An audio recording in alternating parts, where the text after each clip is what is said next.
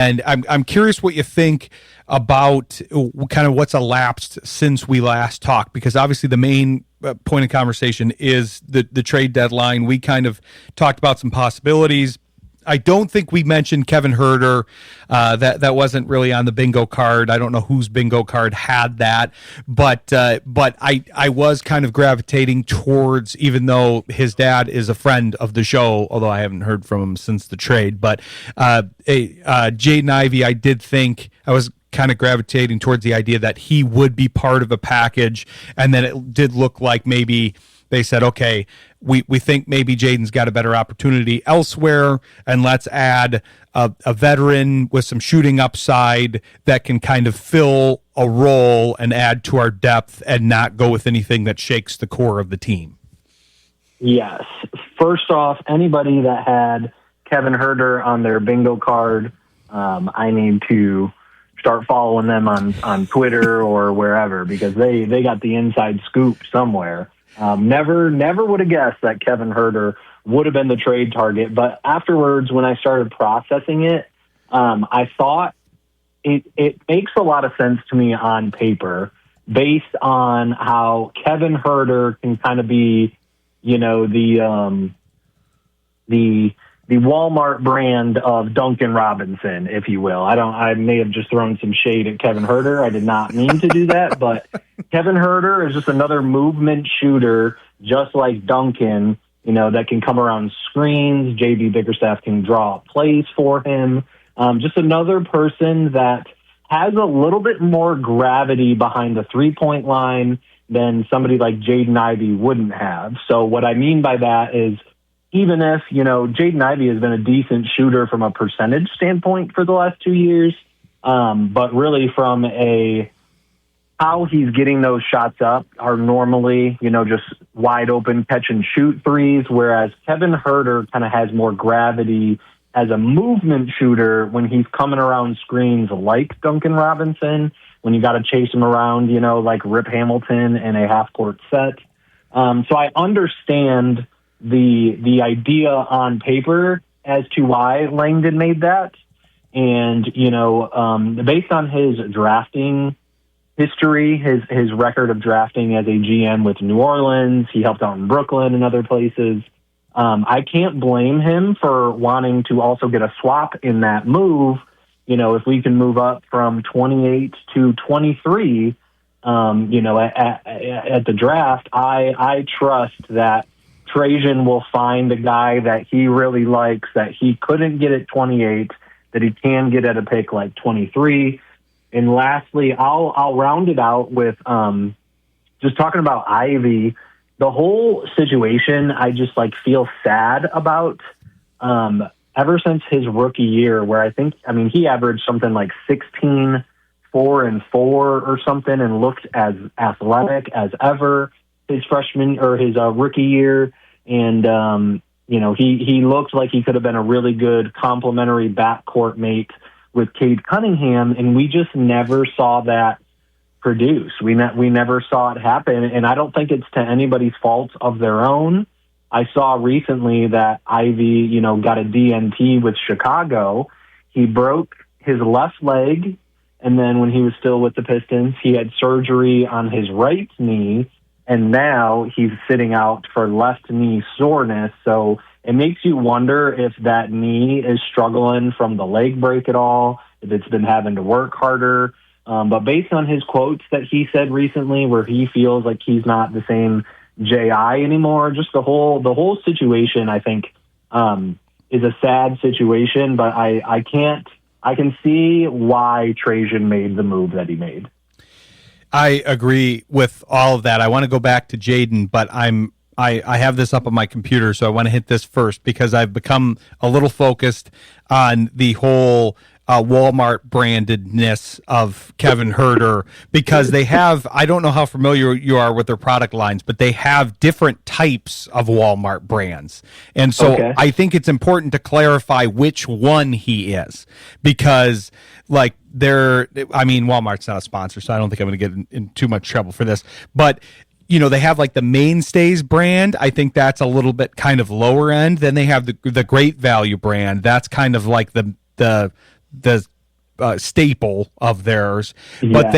But then they have, I forgot about this one, they have a Better Goods brand. So see, that might not even be like a step down, because that's like supposed to be a trend forward and like plant-based, dairy-free. Yeah. I don't know if Kevin Herter is any of those things, but if he is, I think we got to put him under that brand. I would agree. So we'll work on that. We'll see how it evolves. I do like. I lose you, Ryan? I'm still here. Oh no, yeah, you're here. Go ahead. Okay. My AirPods went in and out. Just making sure I'm still here.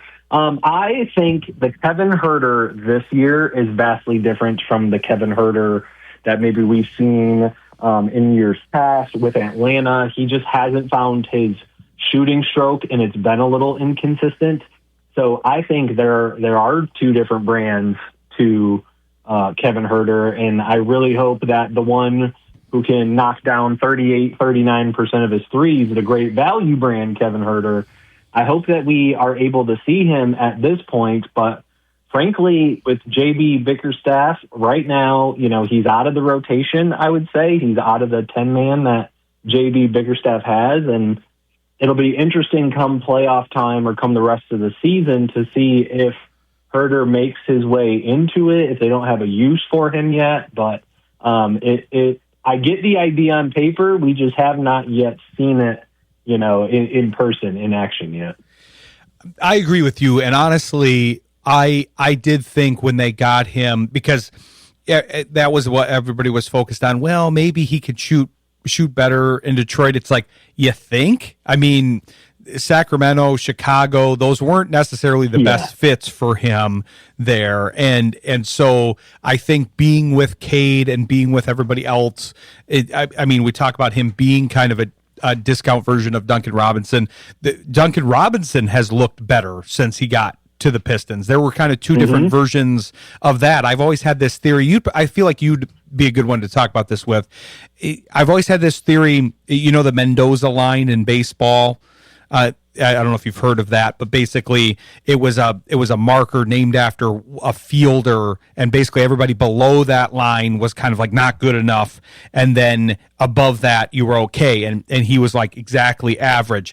Duncan Robinson to me was the Mendoza line for being played off the floor in the NBA. Like he's close at times, and then there were times in Miami that he was a little bit on the bad side of that, and now with the Pistons, he's been able to find a good balance on offense, especially, obviously, with getting some open shots, with fitting in well with this team. Herter's going to have to take some time to do that same thing. But with Cade and the infrastructure that they have, I have to think it's almost like an automatic couple point increase for these guys that come to the team. No, not for every single one, but they were even doing that with Ivy, who, like you said, Robbie, hasn't exactly been playing up to his standards and probably isn't at full strength from multiple standpoints, probably mental and physical, and they were still getting good catch and shoot percentages out of him, and he doesn't even have the reputation as a shooter.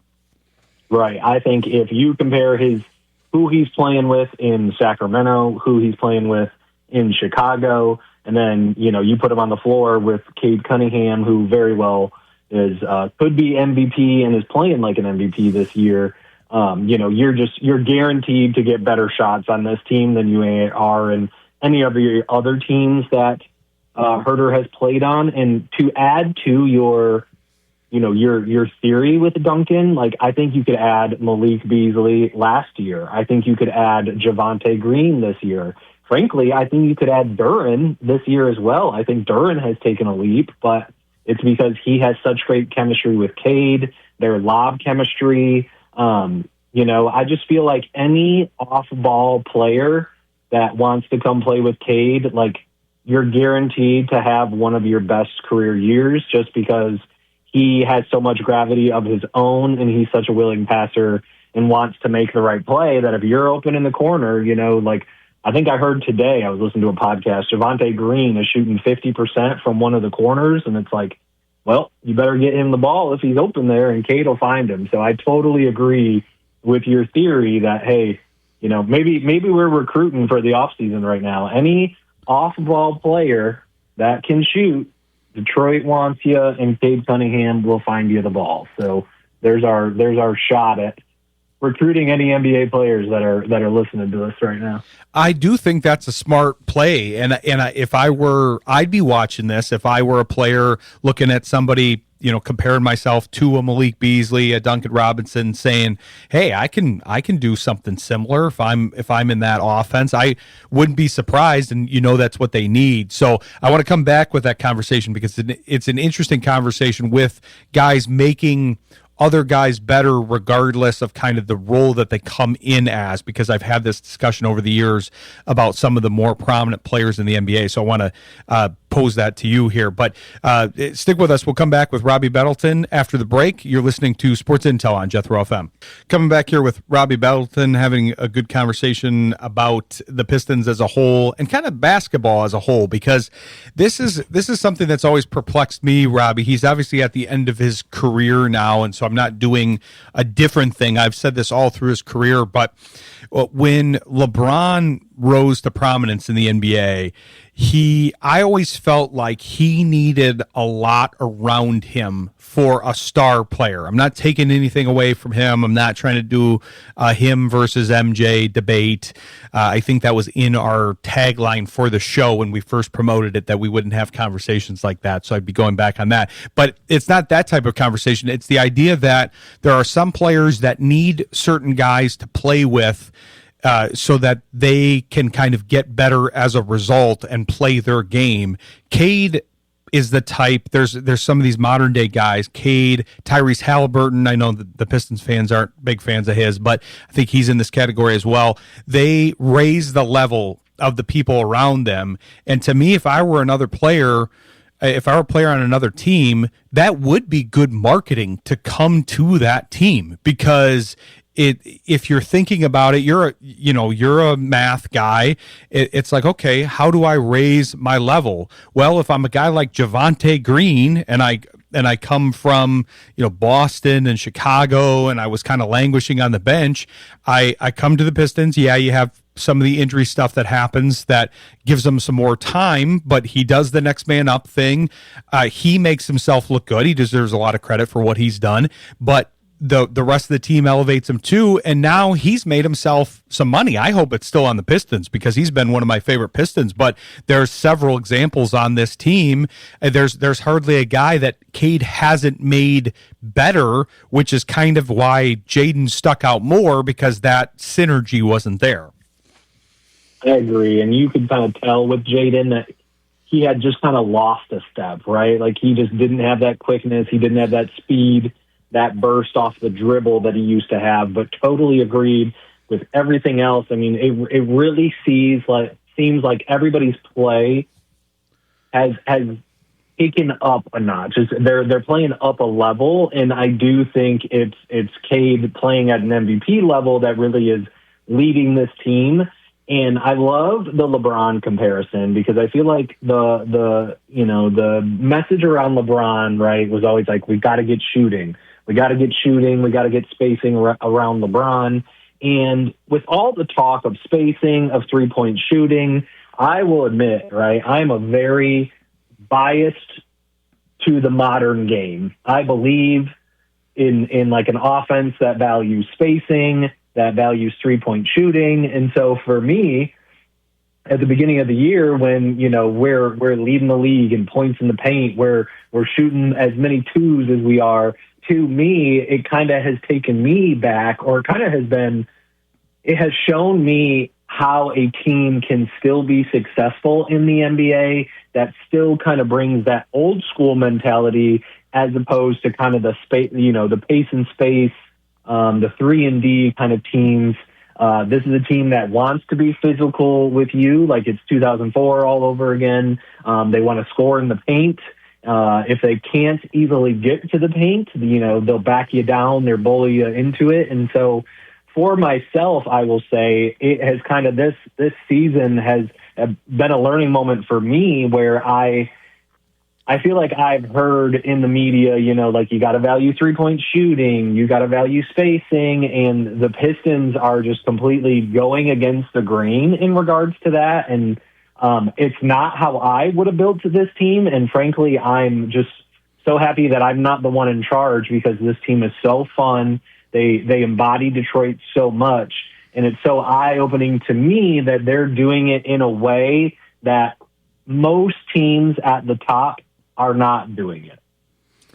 I completely agree. And one of the things that makes me think of is one of the narratives. I don't get very annoyed by I don't watch a ton of national stuff. I try to stay local. That's why I have a lot of beat writers like yourself and people that follow the beat, because I think you guys know it the best out of anybody, and then that educates myself and the listener about the given subject across the sports. But the things I do catch on the national media, one of the main narratives, because they're aggregated and all of that, we've talked about that with some of our folks that are on the local beat but have a knowledge of the national broadcasting format. You have people that are talking about the Pistons, and it seemed like the narrative before the break, I think we even talked about this in your interview, that they were focused on, they're the top of the Eastern Conference, but who are they going to trade for? How are they going to improve? And they clearly said to the rest of the league, hey, I think we're in pretty good shape right now. I think we're going to run with this. We're going to go with the arc that we've set for ourselves in the future years.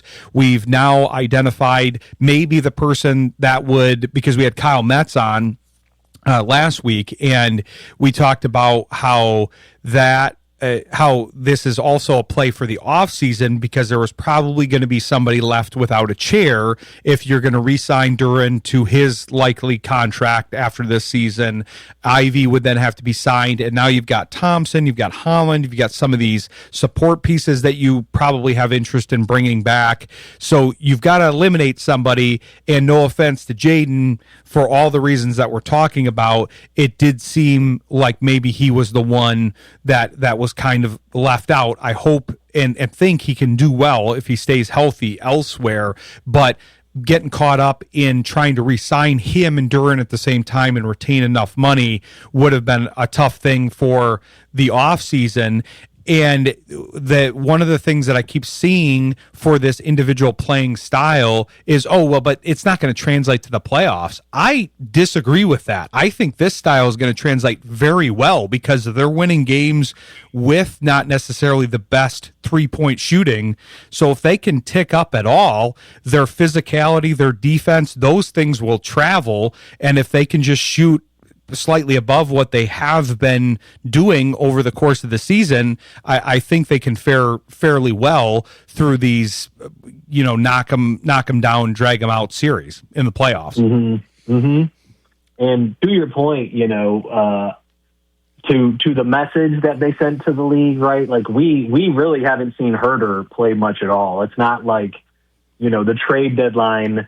The impact of the trade deadline is being seen in the team post-trade deadline, because we see them walk into New York, without Duren, without Stu, and Cade puts together an MVP performance. So, it's like they to Trajan's point, and you got to give them credit, like they continue to show up as the team that they have always been the entire season.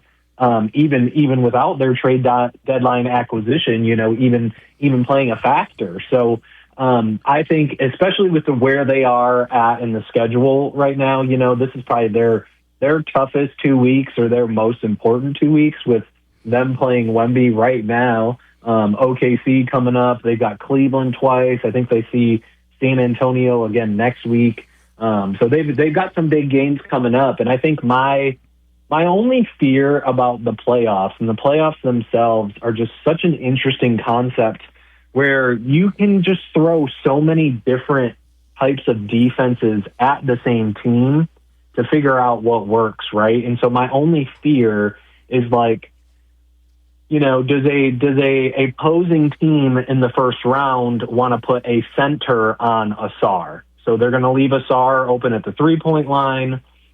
And then JB Bickerstaff, it's like, okay, you got to get creative now. If they're just going to sag off Asar and dare him to shoot, it's like, do you have to get Asar more involved as a roller so that you're getting his defender involved? Like, how can you use his passing to also, make him more of a threat than he is, when he's not able to knock down 3-pointers just due to his jump shot. So I do think that defensively, right, they're built for the playoffs. And I think Cade, just his play style is built for the playoffs.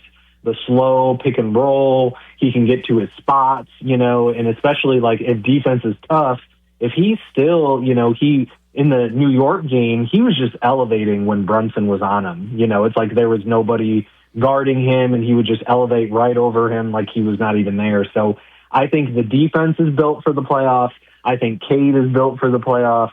My only fear, would be the shooting aspect is like what kind of defensive looks could a team throw at Detroit that maybe they haven't seen in the season, something that, they're going to have to figure out on the fly during that series, how to get creative and how to start getting some easier looks on offense. But I mean, I can't wait to watch this team in the playoffs. They are just so physical. I got to imagine nobody wants to see Detroit in a playoff series.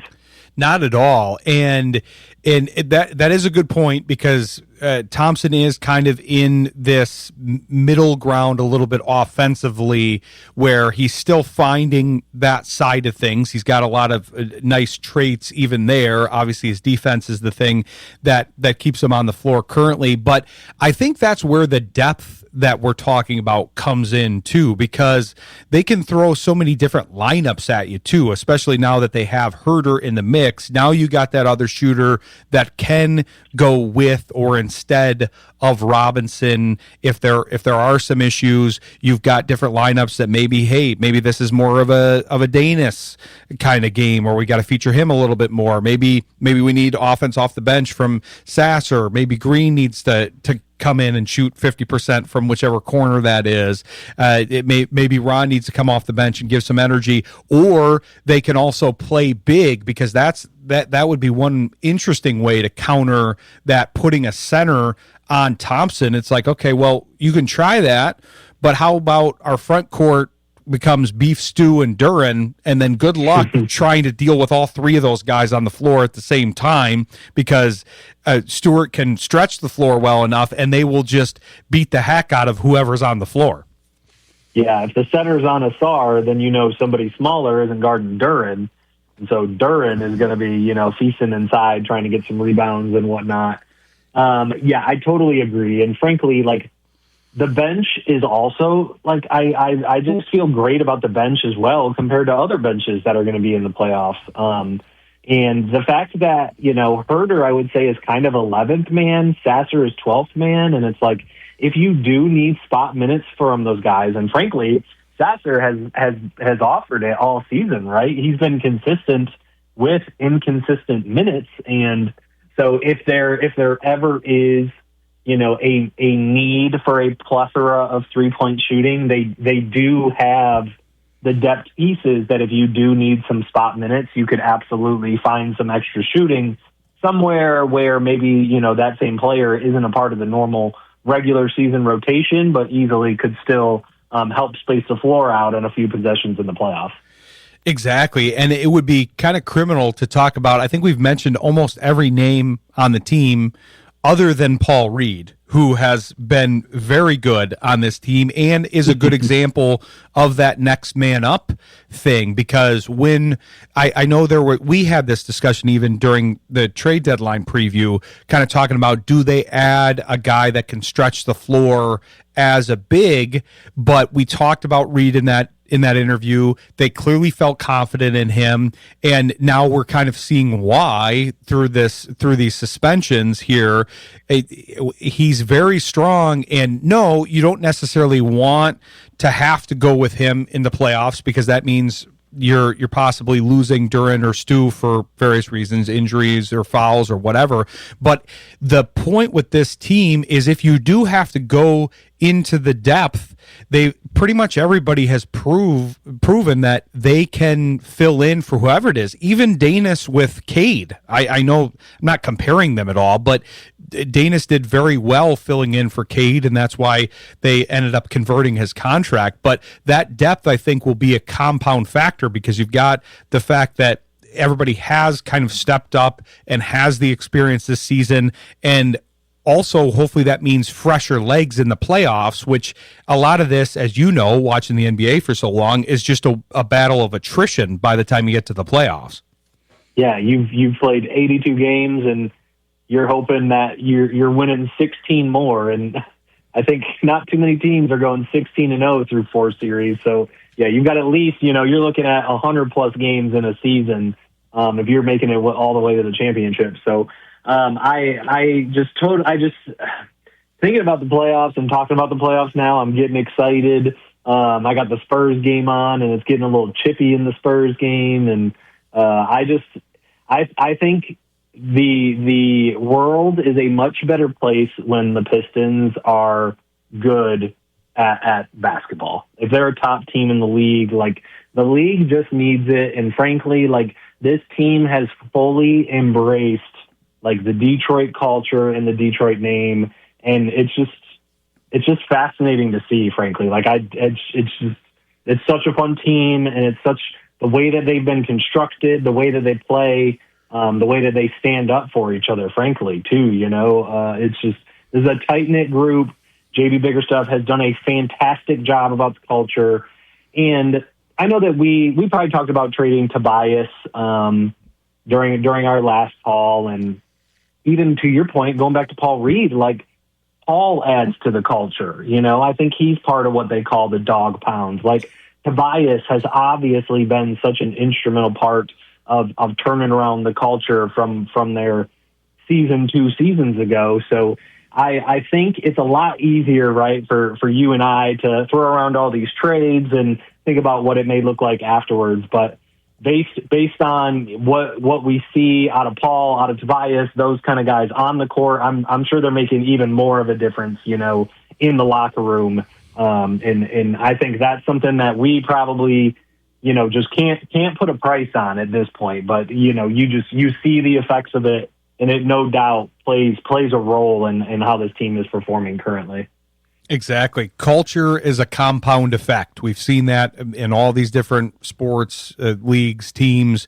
We were talking about that during the Griffins and Red Wings segment before you. So I'm excited to see where this goes. I didn't necessarily plan on doing a playoff preview with you, but this was a good segment about kind of now we know what the team looks like headed into the playoffs. And like you said, this is going to be kind of a prove it stretch where one of the power rankings that I read today had Spurs, Pistons, Thunder, and we're going to see all those teams play this week here if you're a Pistons fan. So appreciate you joining the show again. We'll look forward to having you back on, hopefully maybe somewhere in that playoff stretch or in preparation for it. But tell the people where they can follow you here in the meantime. Yes, sir. I am a contributor at Detroit Bad Boys. So if you want to read some of my work, I post recaps, and we'll get some film breakdowns up from time to time. You can go to www.detroitbadboys.com. They got a nice little community on there, and then I am on Twitter and on Blue Sky at BobbyBuckets313 if you want to connect with me and chat on there. Thanks again, Ryan. Always a pleasure hanging out with you, man. Looking forward to the next time.